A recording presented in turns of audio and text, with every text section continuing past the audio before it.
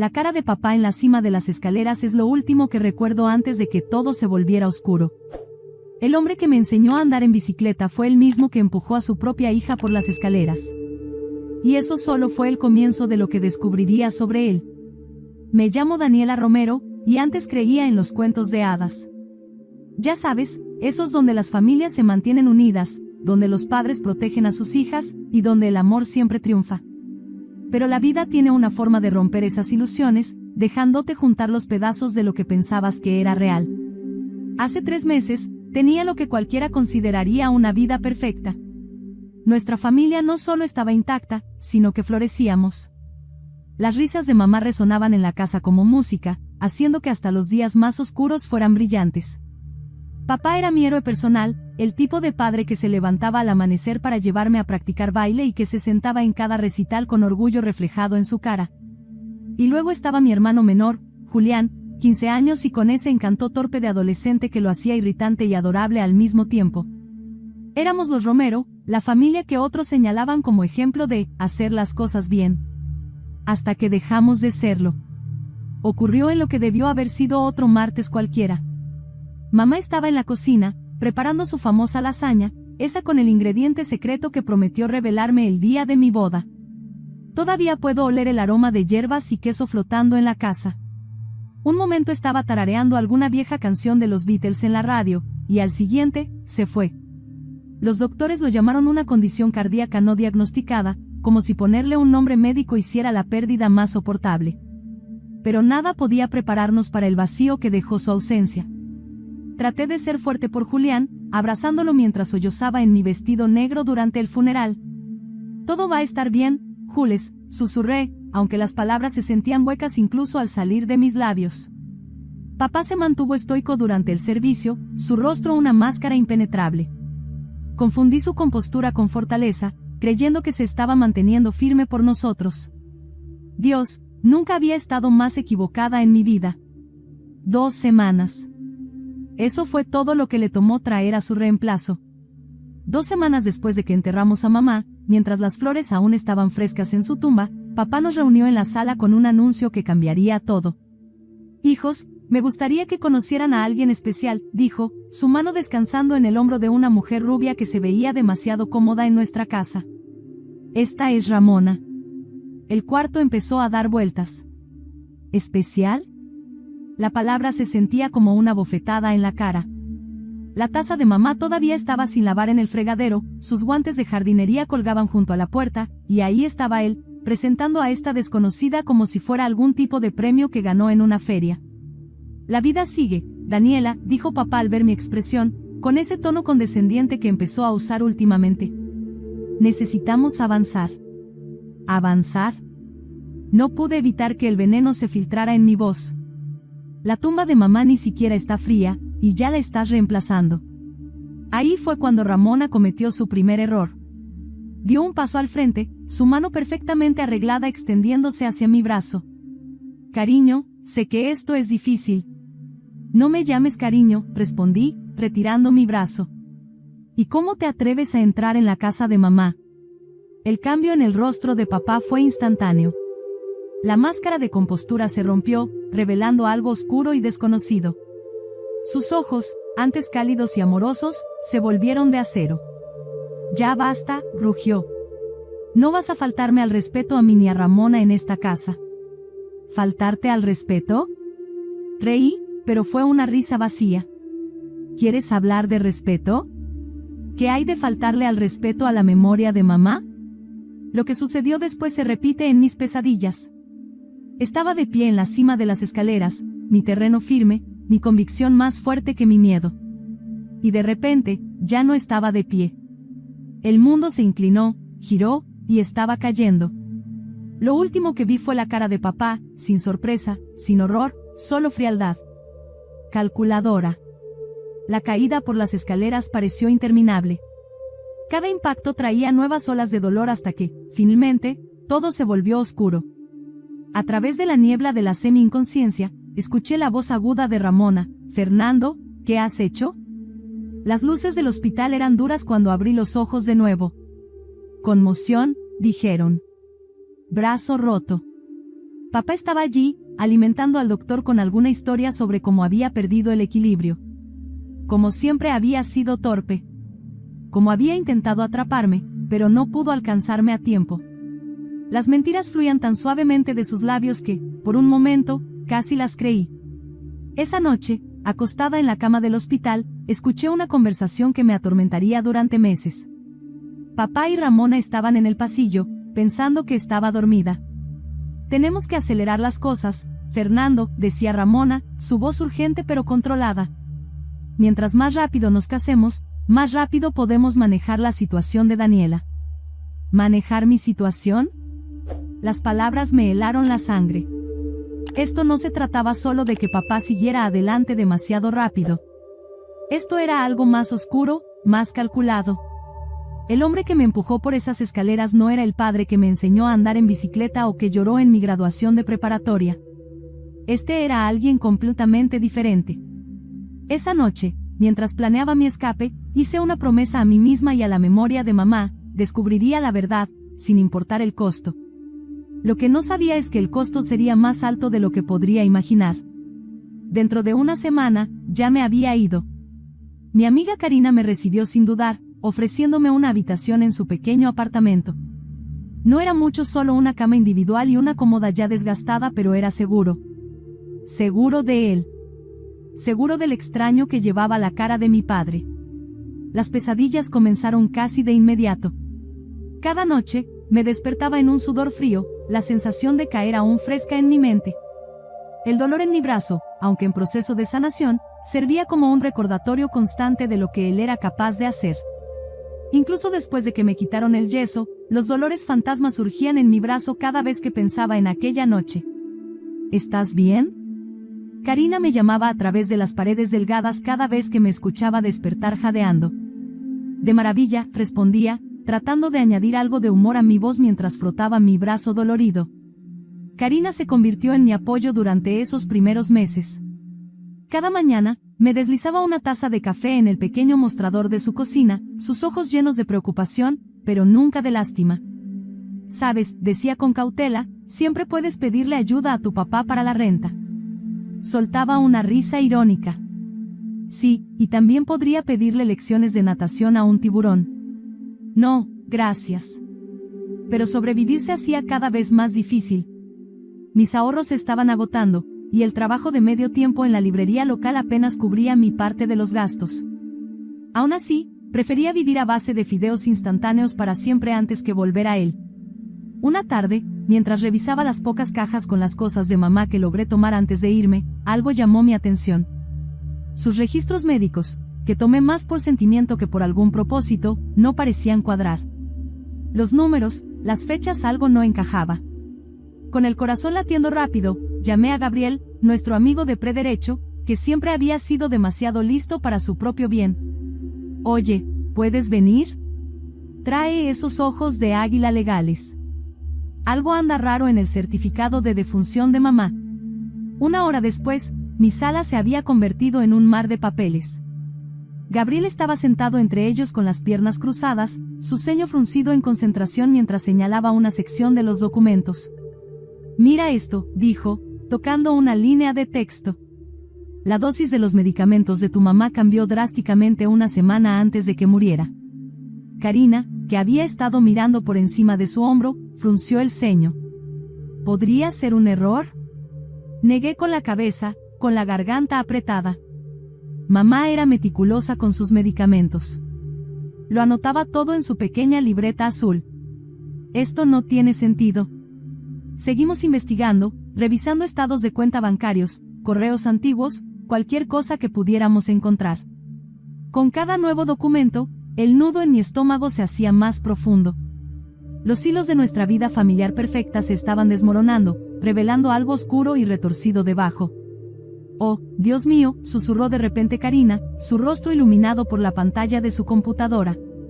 «Daniela, tienes que ver esto».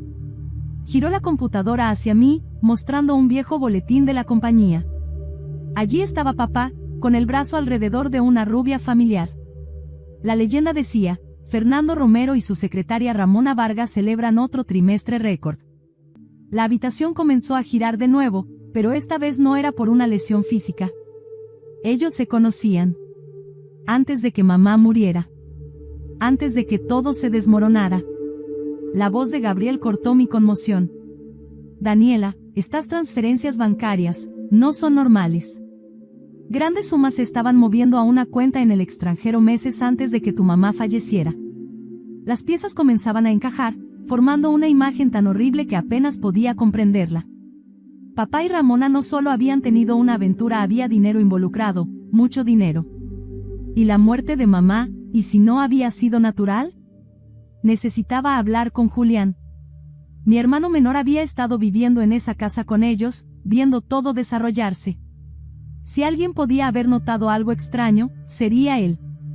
Nos encontramos en un sucio restaurante al otro lado de la ciudad, lejos de los lugares que frecuentaba papá.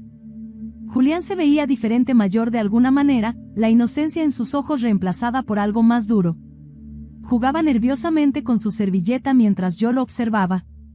Jules, dije suavemente, necesito que seas honesto conmigo. ¿Has notado algo raro en casa? ¿Con papá y Ramona? ¿Algo sobre la noche en que mamá murió?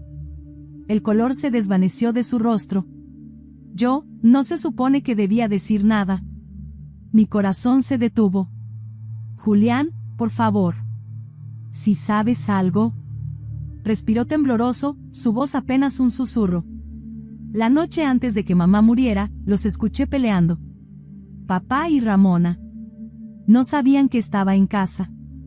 ¿Qué estaban diciendo? Algo sobre las pastillas de mamá. Ramona estaba asustada, decía que era demasiado arriesgado. Papá dijo que no tenían otra opción, que mamá iba a arruinar todo. El mundo se inclinó en su eje. ¿Cómo le dices a tu hermano de 15 años que su padre podría ser un asesino? Que el hombre que nos arropaba por las noches podría haber matado a nuestra madre.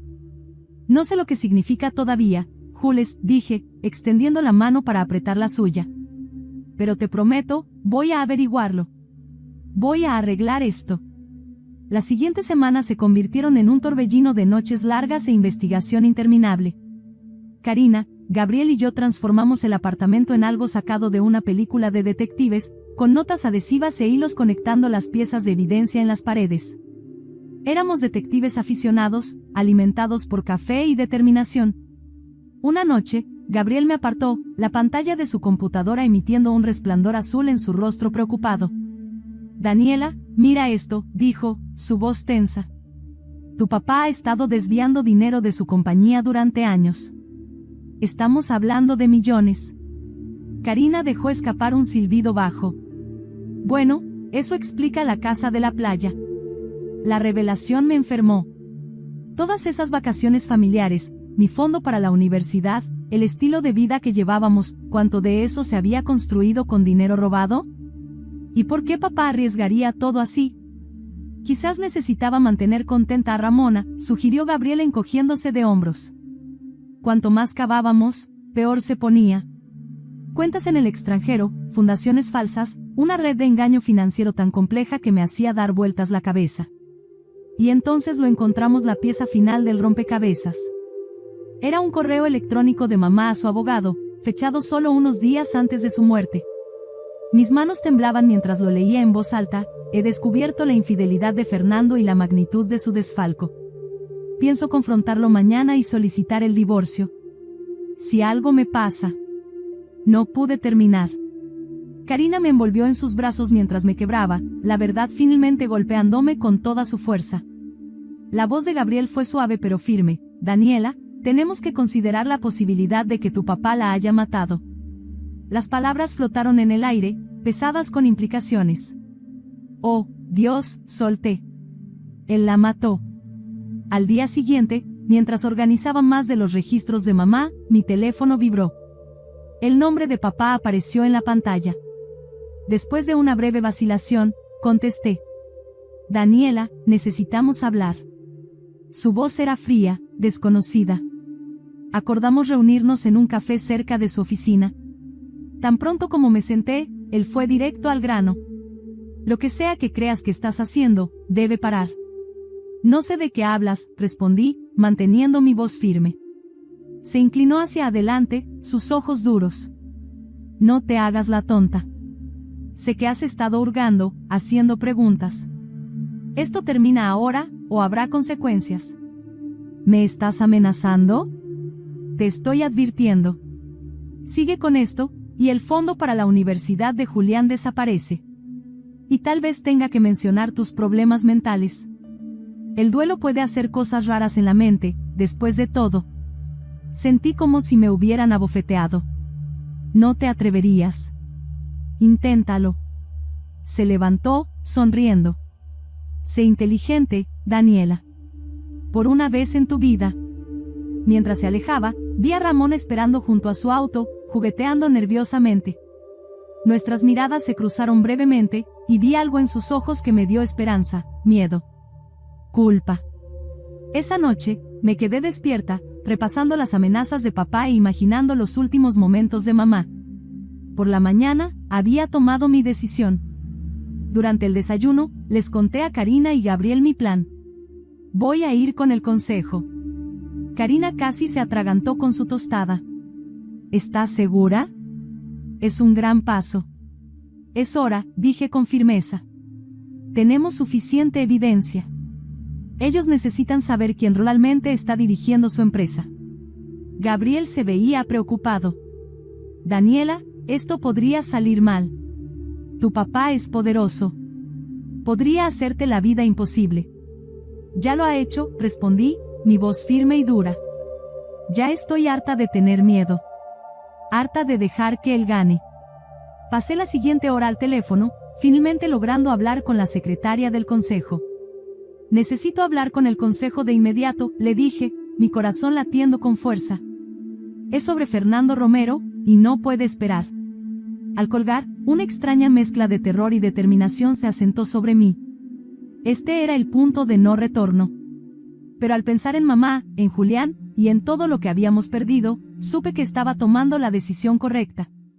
La reunión está programada para mañana, les dije a Karina y Gabriel. Preparémonos para destapar toda esta historia. Mis manos temblaban mientras entrábamos a la sala de juntas al día siguiente. Karina apretó mi brazo para darme ánimos, y Gabriel me dio un asentimiento de apoyo. Los miembros del consejo nos miraban con una mezcla de curiosidad e impaciencia.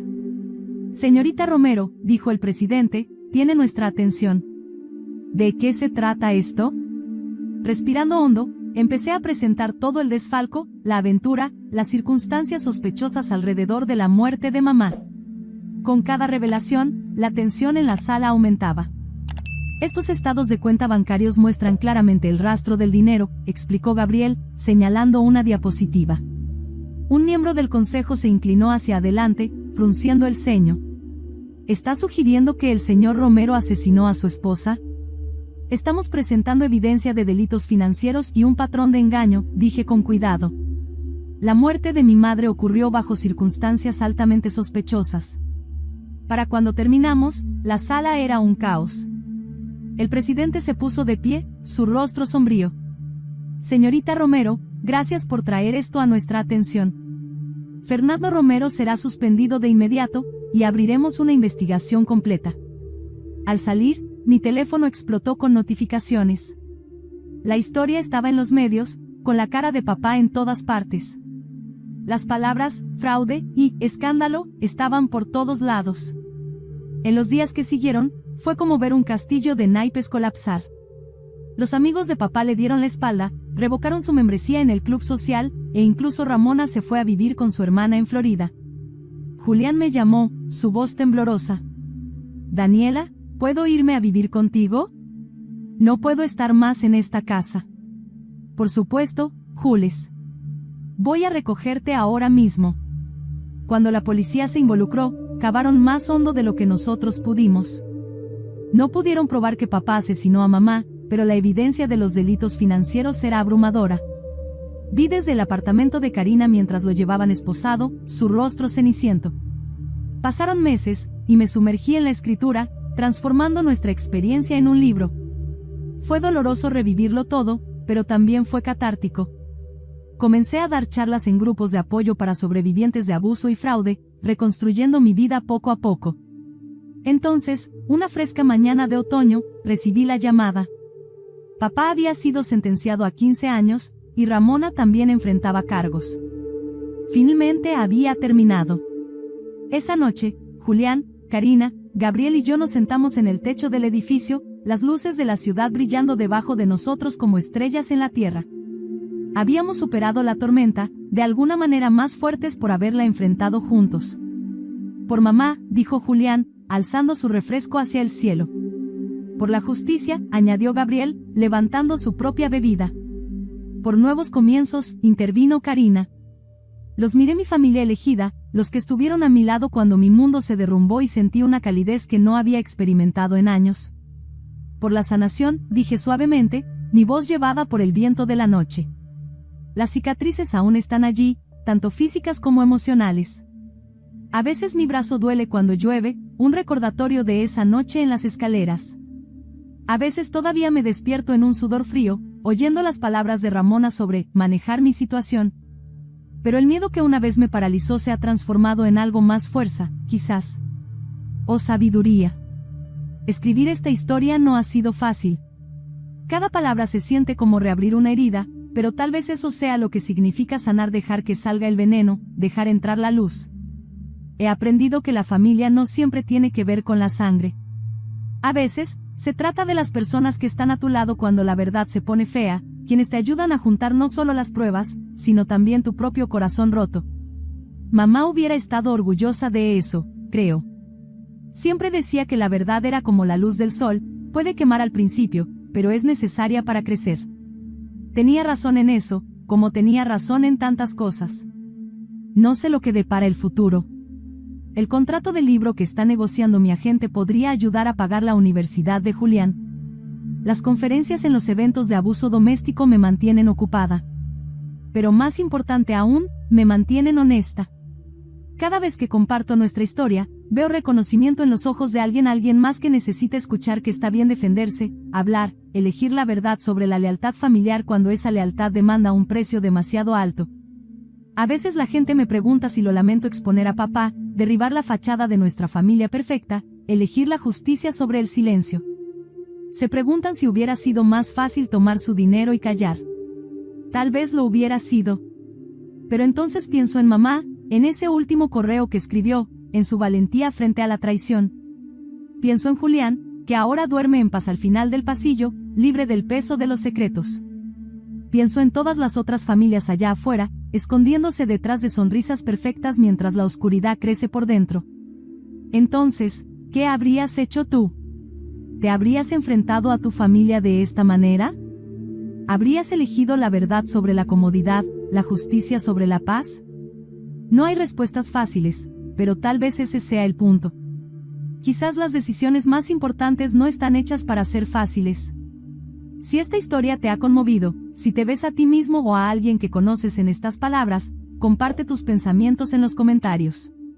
Y no olvides dar like y suscribirte para más historias de coraje y justicia.